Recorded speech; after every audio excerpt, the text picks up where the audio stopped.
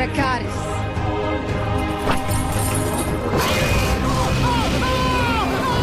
Dostlar, bir düşünün. Üstünüzden koca bir gölge geçiyor, güneş bir anda kayboluyor ve yere bakıyorsunuz zemin titriyor. Başınızı kaldırdığınızda görüyorsunuz.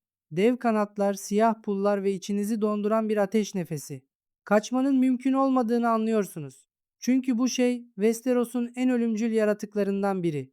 Game of Thrones ve House of the Dragon birlikte ele alındığında bu iki evren bize onlarca ejderha sunuyor.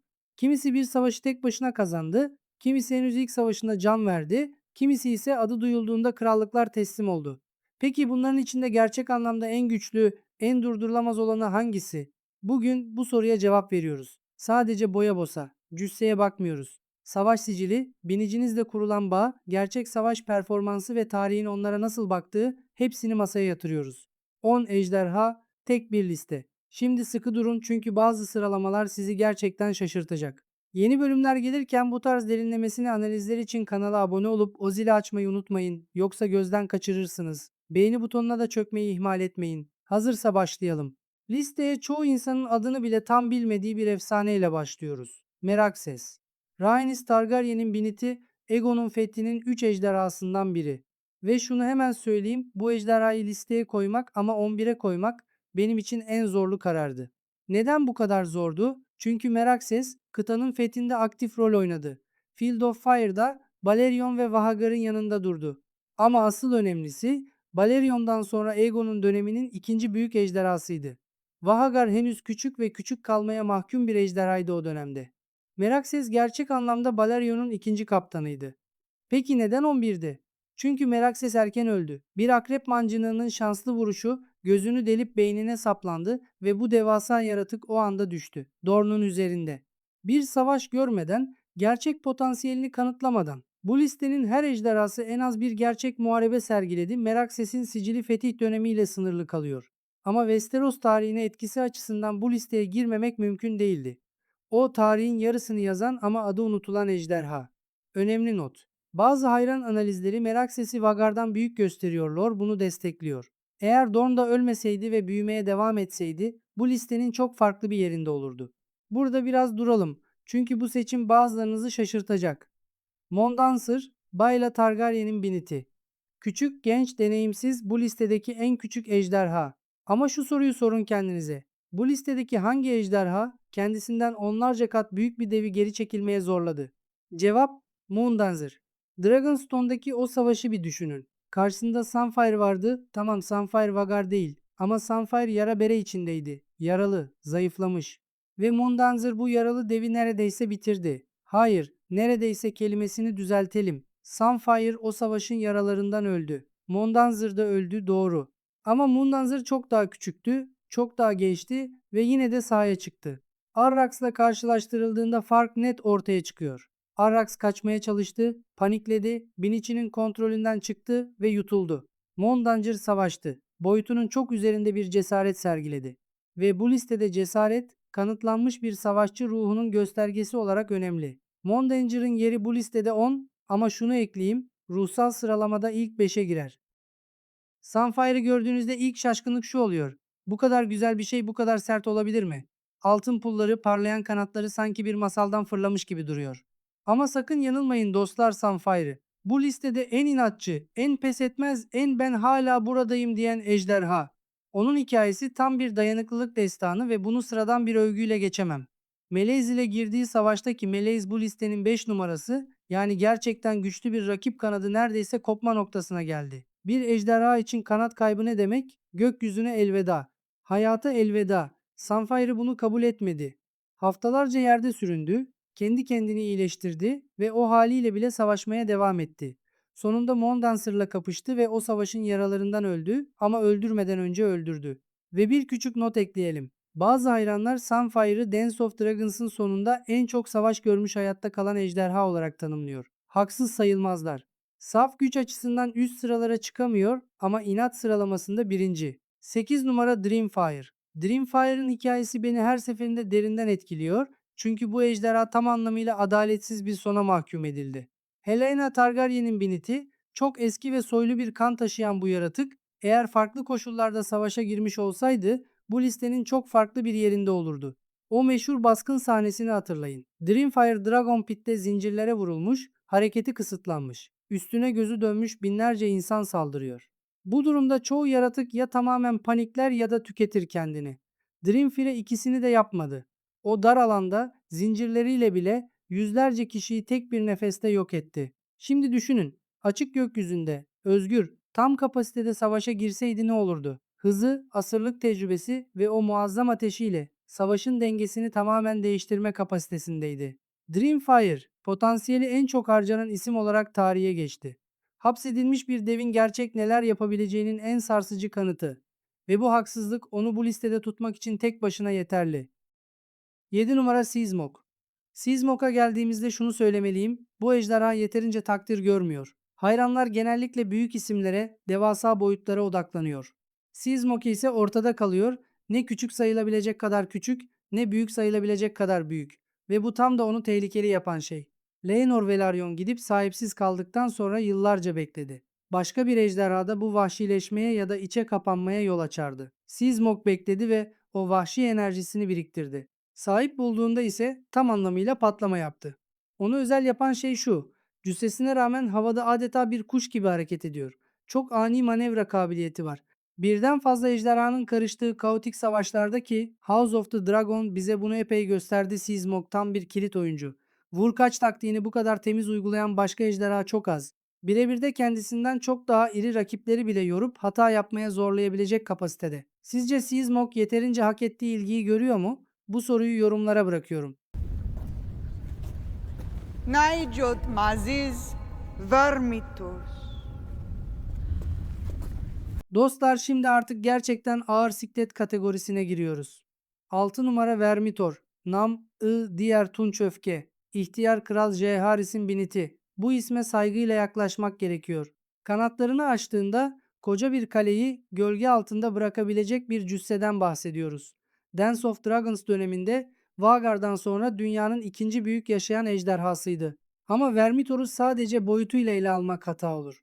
Yıllarca ejderha kayasında sahipsiz kalan bu ejderha tamamen vahşileşmişti ve o vahşilik onu çok daha öngörülemez ve bu yüzden daha tehlikeli yapıyordu. Hugh Hammer'ı bulduğunda savaşta sergilediği güç netti, düşman sıralarını tek başına yerle bir edebilecek bir yıkım kapasitesi. Onu altıya koymamın sebebi şu: tam potansiyeliyle güçlü ve uyumlu bir biniciyle savaşsaydı bu listede çok daha üstte olabilirdi. Binici ejderha uyumu her zaman çok önemli ve Vermitor bu konuda şanssız bir ejderhaydı. Yine de saf boyut ve yıkım gücü açısından bu listede sağlam bir yeri hak ediyor. Sizce Vermitor'la Karakses gerçekten karşılaşsaydı kim kazanırdı? Yorumlara bekliyorum. 5 numara Meleis. Meleis'e kırmızı kraliçe denmesi sadece renginden dolayı değil. O bir kraliçe gibi davranıyor gökyüzünde, mutlak bir otoriteyle. Rhaenys Targaryen ile aralarındaki bağ bu listenin en mükemmel binici ejderha uyumlarından biri. Sanki tek bir varlık gibi hareket ediyorlardı. Ama şunu netleştirelim. Meleis güçlü mü? Kesinlikle. Vhagar kadar büyük mü? Hayır. Peki Vhagar'ı alt edebilir miydi? İşte bu soru hala tartışmalı. Pek çok hayran analisti ve ben de bu görüşteyim, eğer Meleis o gün ikiye karşı bir pusuya düşürülmeseydi Vhagar'la birebir de gerçekten şansı olurdu. Çünkü hız açısından Vhagar'ı gölgede bırakıyordu. O hantal büyük vücuttan kaçıp karşı saldırı yapabilecek kapasitedeydi. Rooks Rest'i tekrar düşünün. Hem Sunfire hem Vhagar aynı anda üzerine çullandı. Bu adil bir savaş değildi, pusuydu. Ve Meleis bu koşullarda bile Sunfire'ı kalıcı olarak sakatladı. Aegon II'yi ölümüne ramak bıraktı. Zerafetin ardında saklı gerçek bir ölüm makinesi, hız ve zeka kombinasyonu açısından bu listede kimseye fark ettirmez. 4 numara Drogon'u bu listeye almak bile bazıları için tartışmalı. Karakses'in gerçek bir muharebe rekoru var ve Hagar devasa, neden Drogon bu kadar yukarıda diye sorabilirsiniz. Cevap şu: Drogon'un büyüme hızı ve gösterdiği savaş zekası eşsiz. Game of Thrones'da gördüğümüz kadarıyla çok genç bir ejderha olarak antik devlerin yıllar içinde ulaştığı boyuta ve güce o sadece birkaç yılda erişti. Ama asıl beni etkileyen şu: Drogon strateji kurabiliyordu. Rastgele ateş püskürtmüyordu.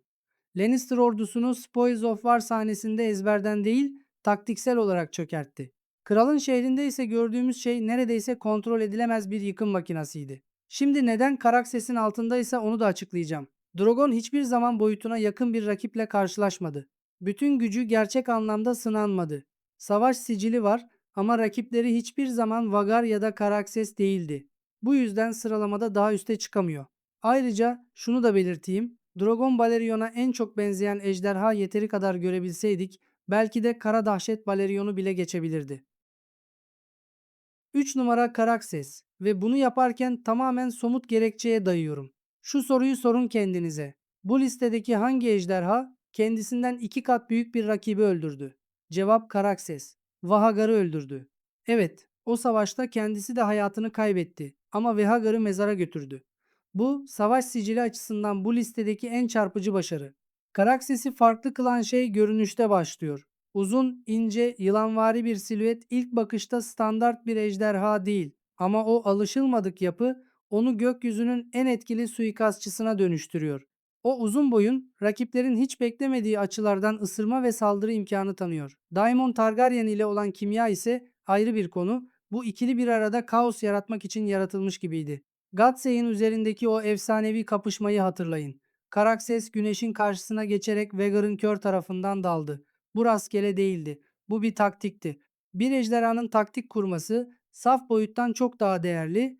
Karakses 3 numaraya layık ve bence bazılarınız bunu hala tartışmak isteyecek. Yorumlara bekliyorum. Ve geldik listenin gümüş madalyasına. House of the Dragon döneminin mutlak korku kaynağı, gökyüzünün efendisi Vhagar. Bu ismi söylerken bile içimde bir şey değişiyor bu ejderha. Sadece güçlü değil, bir dönemin, bir tarihin simgesi. 200 yıla yaklaşan ömrüyle artık bir ejderhadan değil, kanatlı bir dağdan bahsediyoruz. Aegon'un fethinden bu yana görmediği savaş, alt etmediği düşman kalmadı. Fire, Blood bize söylüyor. Vahagar öldüğünde Balerion'un boyutuna yaklaşmıştı. Bu cümleyi bir kez daha okuyun. Balerion'un boyutuna yaklaşmak. Bu ne demek biliyor musunuz? Bu tarihte var olmuş ikinci büyük ejderha olmak demek. Evet, yaşlı olduğu için biraz hantallık var. Manevra kabiliyeti Karakses değil. Ama şuna bakın. Onun tek bir ısırığı veya tek bir pençe darbesi bir savaşı bitirmeye yetiyor. Arax'ı tek seferde yuttu.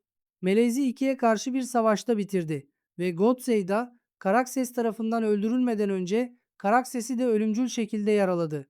Vahagar'ı yenmek sadece güç değil, intihar planı ve olağanüstü şans gerektiriyordu. Ve zirve, tartışmasız, rakipsiz, değişmez tek bir isim Balerion. Namı diğer Kara Dehşet. Bu noktada aslında konuşmaya bile gerek yok ama hakkını vererek anlatalım. Balerion'un büyüklüğünü anlatmak için kullanılan bütün kelimeler yetersiz kalır. Üzerinden geçtiğinde insanların güneş tutulması sanıp ibadet etmeye başladığı rivayet edilir. Ateşi bildiğimiz ejderha alevi değildi, kapkaraydı. O kara ateş demir tahtı oluşturan binlerce kılıcı eritti. Harrenhal'ı yüzyıllarca süren inşasıyla efsanevi o kaleyi bir mum gibi akıtıp tarihe gömdü. Tek bir nefeste, tek bir geçişte. Ama şunu eklemeliyim, bence Balerion'un en az konuşulan özelliği şu. O sadece bir savaş silahı değildi, siyasi bir güçtü. Varlığı Targaryenlerin yüzyıllarca tahtta kalmasını sağlayan temel taşlardan biriydi. Karşısındaki orduların teslim olmalarının sebebi o kara gölgeyi görmeleri yeterliydi kılıç bile çekmeden. Fire, Blood bize söylüyor ki Vahagar öldüğünde Balerion'un boyutuna yaklaşmıştı. Vahagar'ın boyutunu gördüğünüz koca bir kasabayı gölgeleyebilecek kanatlar. Şimdi ondan daha büyüğünü hayal edin. Balerion ejderhaların değil devrin kendisinin hükümdarıydı. Ondan sonra gelen hiçbir ejderha o karanlık görkemin yakınına bile gelemedi. Tahtı hala boş. Beyler listeyi bitirdik. Balerion birinci. Tartışma yok. Kapandı. Ama şimdi size bu listenin dışında duran, hiçbir sıraya koyamadığım ve tam da bu yüzden ayrı konuşmamız gereken bir isimden bahsedeceğim. The Cannibal. Türkçe'ye çevirirsek yamyam. Ve bu isim tesadüf değil. The Cannibal, Dragonstone'un vahşi ejderhalarından biri. Hiç binici kabul etmedi. Hiçbir Targaryen onu evcilleştiremedi deneyenlerin kemikleri hala mağarasının zemininde yatıyor. Ama asıl ilginç olan boyutu ve yaşı. Fire Blood bize söylüyor ki The Cannibal, Dance of Dragons döneminin vahşi ejderhaları arasında en büyüğü ve en yaşlısıydı. Ve Dragonstone halkı arasında şöyle bir efsane dolaşıyordu. Bu ejderha Targaryenler Valyria'nın yıkımından kaçmadan önce bile Dragonstone'daydı. Şimdi sıkı durun çünkü bu cümle ne anlama geliyor? Eğer bu doğruysa ve vurguluyorum eğer doğruysa The Cannibal Balerion'dan da yaşlı bir ejderhaydı. Ve ejderhalar yaşlandıkça büyüdüğü için bu şu demek. Teorik olarak Balerion'dan da büyük olabilir. Peki neden listeye koymadım? Çünkü bu iddia doğrulanmış değil. Maestrolar bunu reddediyor. En güvenilir kaynak olan Fire, Blood bile The Cannibal için kesin bir boyut vermek yerine Vagar'a yakın ifadesini kullanıyor. Hiç savaşmadı, hiç gerçek bir muharebe rekoru sergilemedi. Bu listedeki her ejderha en az bir savaşta kendini kanıtladı. The Cannibal ise sadece kendi türünü, 7 ejderha yavruları, ejderha yumurtaları, hatta büyük ejderhaların leşleri. Güçlü mü? Kesinlikle.